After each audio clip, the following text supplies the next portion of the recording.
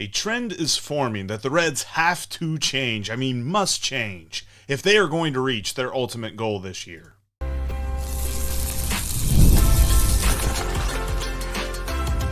You are Locked On Reds, your daily Cincinnati Reds podcast, part of the Locked On Podcast Network, your team every day.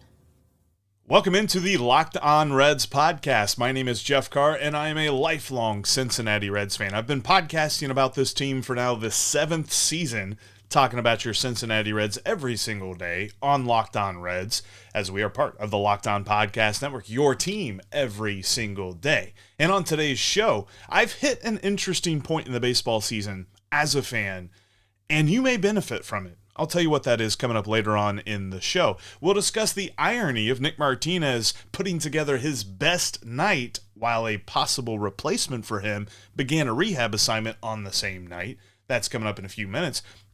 But I want to begin with this troubling trend that the Reds need to buck immediately. Right now.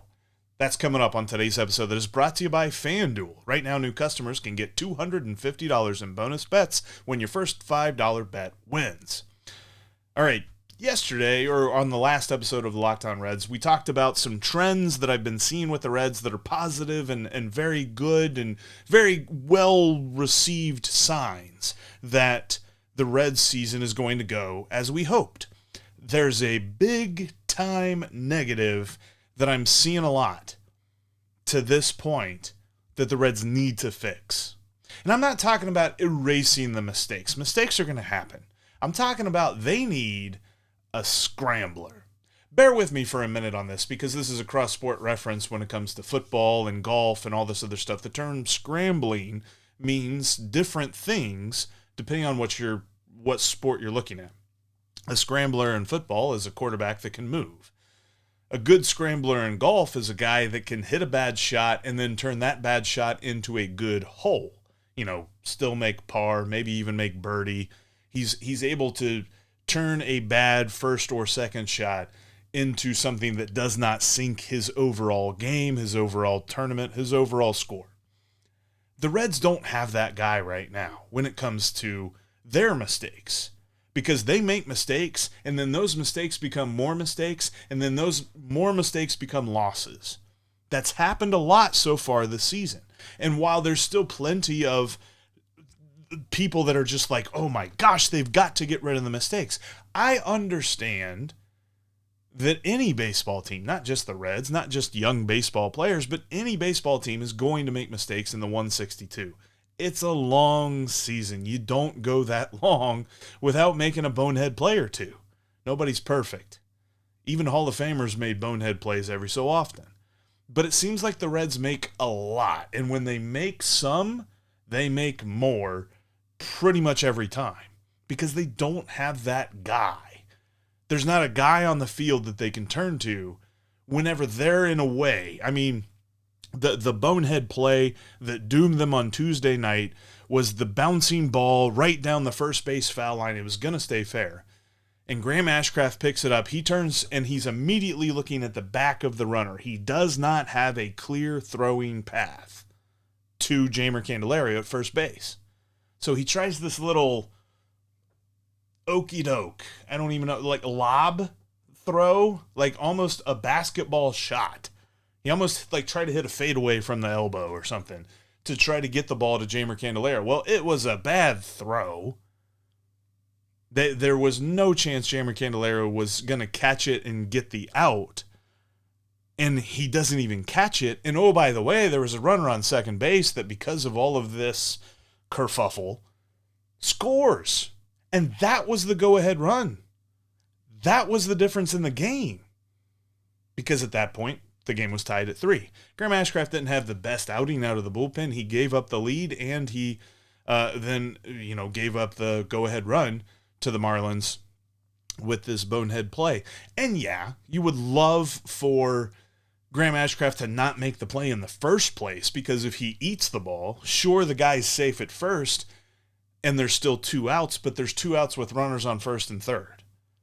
Instead, there's 2 outs with a runner on first and another run in, and the Reds are now trailing. What happened after that, though, was nothing. There was nobody that came up. I mean, the Reds got the third out on the next batter. They brought in Tony Santillan. He got an easy pop fly. They got out of the inning. But there was nobody in the lineup that came up the next inning and figured it out. There was nobody that was able to pick up the Reds from that point. And there's been cases like that all season long. If Ellie is going bad, it feels like there needs to be somebody to pick him up, because he can't seem to pick himself up in those games. Because when he makes a mistake, then he starts pressing, and later on in the game, he's pressing so much that he makes another mistake that becomes even more fatal to the Reds' attempt. And I'm thinking of a couple of Thursdays ago. But still, like, there's not that one guy right now, and they need that one guy. There's still plenty of time to find him, but they haven't had him for a couple of years. Ever since the core, what we all know as the current core of this team, really got going in the major leagues in 2023, since that point, they haven't had that guy. They've had talent. They've had a lot of fun guys. I mean, obviously, Ellie De La Cruz is one of the most electric ball players in the league. But there's not a guy that they can turn to and say, all right, look, we're in a bad way. You got to get out there and do something. They don't have him. And that's what they need to figure out. As much as it stings that the Reds have now lost a series to the Marlins, a team that they should have beaten 2 out of 3, they beat themselves in game 2. They had the lead in the 7th inning. Graham Ashcraft gives up the lead, and then the Marlins ultimately take the lead for good in that inning.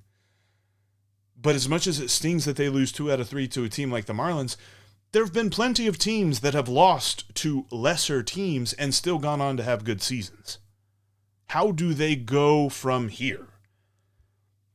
This is something that I want to talk about a little bit. Like, viewing this as a fan is always so frustrating because we want it to make sense in the moment. We want it to mean, okay, they lost to the Marlins, the season's over. That's not the case. There's still plenty of time for them to get this figured out. But the main thing that they need to do now is to get that guy. Whoever that guy is, if he's in an organization, if they have to go acquire him, whatever it is, they got to figure this out. There's some candidates, and I would like to discuss whenever Steve comes on the show here later this week. And then, by the way, also tease for tomorrow, we have Mo Egger from ESPN 1530 and 700 WLW joining the show. Kind of want to talk to him about this as well. Like, there's some guys that you kind of look at. Obviously, Ellie's one of them, who could become that guy, but they aren't there yet. And for me, that's the biggest problem. Do we want to cut out the mistakes? Sure, but you're not going to cut out all of them. So the key is, how do you bounce back after that? That's how good golfers become great golfers, another cross-sport reference again, is that if you hit the ball into the water, you hit the ball into the bunker, that's going to happen. How do you hit your next shot? The Reds have lost 2 out of 3 to the Marlins. What happens on Wednesday? Do they get swept? Do they win that game? As some people will say, boy, it's going to feel hollow to come out of Miami winning 1 out of 3. Yeah, how's it going to feel to get swept? You got to stop it now. You got to turn it around. I don't care if Sandy Alcantara is on the mound. The Reds have to figure this out and get a win today so they can go to Colorado with some confidence and maybe start another streak. Because, again, they're still just treading water right now. This is what we want them to do. We don't want them to sink and then go on a streak in June, and then that streak brings them back to 500. We want them to hover around 500 for sure. But the trends that the team is showing, as positive as the ones that I went over on the last podcast are, there's this one negative trend. They have to find a scrambler. They have to find somebody who can stop all the madness and turn things back in favor for the Reds. They haven't done it yet. It's going to, the positive vibes, the ultimate goal of the season hinges on it. But you know, speaking of Tuesday night's game, Nick Martinez pitched his best game of the season, and he did it on the same night that a potential replacement for him began a rehab assignment. It's interesting. Very interesting. Wait a minute. You got 1 minute or maybe a couple of minutes, depending on when you're actually listening to this podcast, to head on over to FanDuel and take advantage of a very interesting line. The Reds and Marlins series finale is happening this afternoon, and it's early on in early on a Wednesday Eastern time. You got to get your bets in quickly. Go to FanDuel.com right now. Check the over-under on total runs scored. 8 is the total for this Reds-Marlins game. Take the over. By the way, if you're a new user, you can get $250 in bonus bets with your first $5 winning wager over on FanDuel. So, put that $5 on this over-under of 8, and I'm telling you to take the over because the Reds are just crazy in day games, especially series finales. There's going to be a lot of runs scored. I'm feeling it. So take it on over to FanDuel, put that $5 down, get your $250 in bonus bets if you're a new user, because FanDuel is the official sports book of Locked On. Thank you for making Locked On Reds your first listen every single day. If you're an everydayer, shout out to you. And if you're not, you can become one by hitting that subscribe button here on YouTube or on your favorite podcast app. Also, make sure you check out the Postcast with Tim Daniel after every Reds game. Reds Postcast goes live after the final out of every game, and Tim Daniel is your host, walking you through the ups and downs and all the craziness that the Reds provide every single game. I'm sure he's going to have fun with this day game because, quite frankly, the Reds are never boring when it comes to day games. For good or for bad, they're not boring. That's for sure. But last night, Nick Martinez pitched a really good ball game. He got robbed of a win. He left as the pitcher of record in the win column, and he wasn't able to he didn't hold on to that because of Graham Ashcraft's performance and some boneheaded plays and things like that. Reason number one why pitcher win-loss records as a evaluation tool is just a bad idea. But overall, he pitched amazingly. He got 14 swings and misses. One of the first things that I look at whenever I look at a pitcher's performance on Baseball Savant, kind of looking at the peripheral of it. But overall, it just felt like a good night for him. Even when he allowed base runners, he was able to scramble around it. There were a few hard hit balls off of him, but nothing like in games past. His most recent outing, pretty much everything hit off of him was almost over 95 miles an hour, which is the threshold of what is a hard hit baseball. In this game, the average exit velocity against him was 85. League average is 88. So the Marlins weren't barreling him up in this game, which you really like to see. He did allow a couple of hard hit balls, but everything else was weak contact and swings and misses. Beyond the box score numbers, his pitch mix was just very elite. He threw 6 different pitches, 5 of them at least 10 times.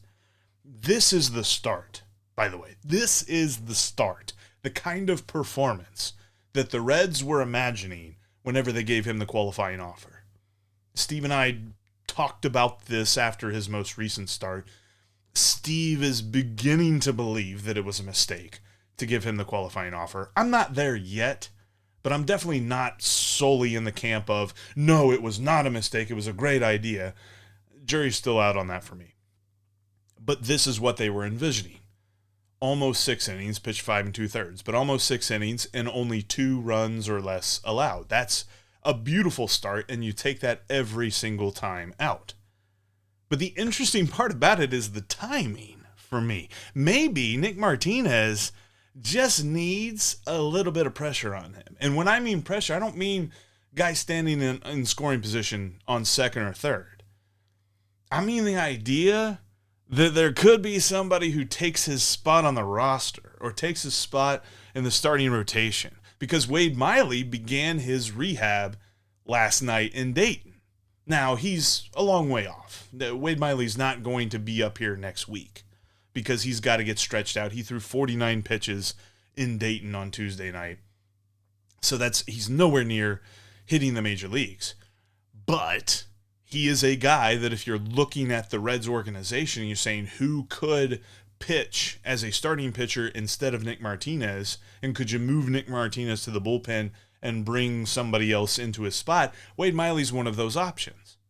And he's got his own contractual option that if he's not where he wants to be by June 1st, he can opt out and become a free agent and go somewhere else where they will have him pitch. I don't think that puts pressure on the Reds to like bring him up and make sure he's a part of the team by then. But I do think that it's a little bit of an interesting wrinkle into how the decision is going to be made about him. But the most important part for Wade Miley wasn't necessarily Tuesday night. It's going to be how he feels today. And it's going to be the reports on his health after he follows up his first rehab start since the Tommy John surgery. But overall, the results weren't great for him. If you're looking up the box score for Wade Miley in Dayton last night, it ain't good. He gave up 6 runs on 9 hits in 2 1/3 innings, so that's bad. But that doesn't matter. The results don't matter. It's how many pitches he threw, which is 49. The fact that he had 2 strikeouts and no walks. That's really all that matters.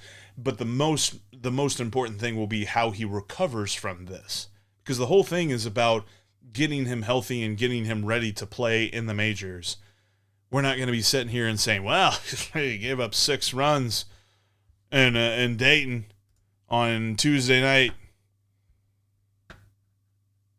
I don't think we're going to call him up. That's not going to happen. But I do think it's interesting that the timing of Nick Martinez, because for me, there's 2 different ways to think about this, and I do think that the money is a big part. When the organization actually okays $21 million in 1 year for a guy, it's unlikely that they're going to move to contingencies very early. So for everybody that is looking at the first handful of starts from Nick Martinez this year and saying that based on that, they're going to move him to the bullpen, that's not right. That's not happening.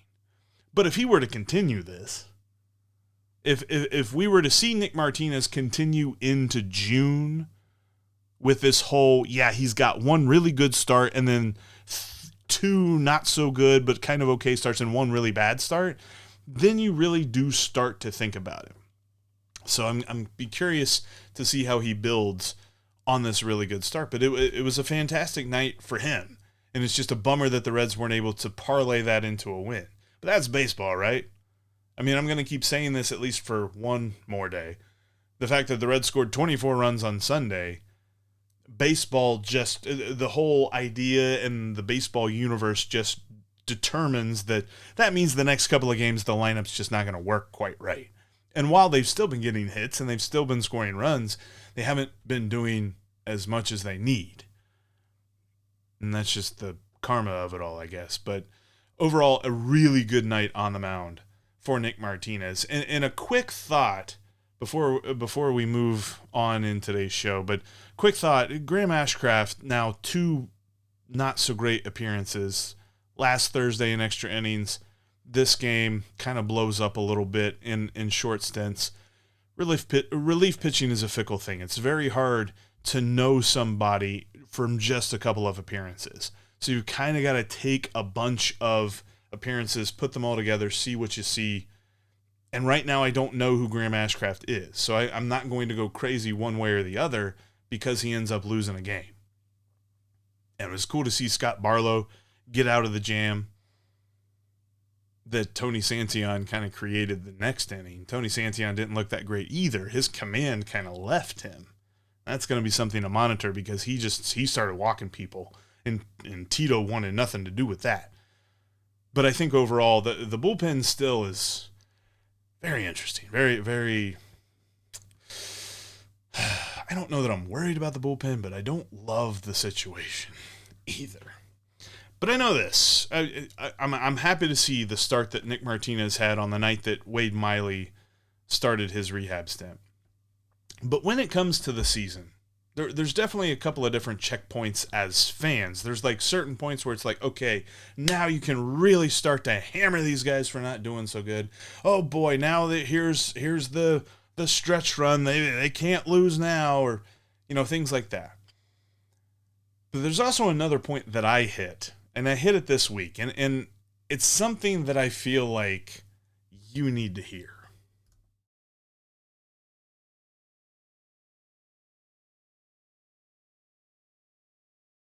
If you can't watch us on YouTube, you can always listen to us on your favorite podcasting app. We're seriously on every single one of them out there. Check us out today. And like I mentioned, coming up on tomorrow's show, Mo Egger from ESPN 1530 and 700 WLW will join me, and we'll break down exactly who is the most likely player to step up. Who's the guy that's going to become that scrambler? I'll discuss that with Mo coming up on the next show.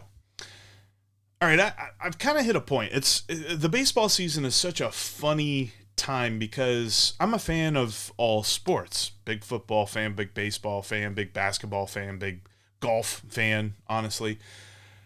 And when it comes to every season, it has its own personality. Football, you can overreact to just about every single game. Like probably the first 2 weeks of the season, you can maybe take a chill pill on because it's like they still have time to work it out.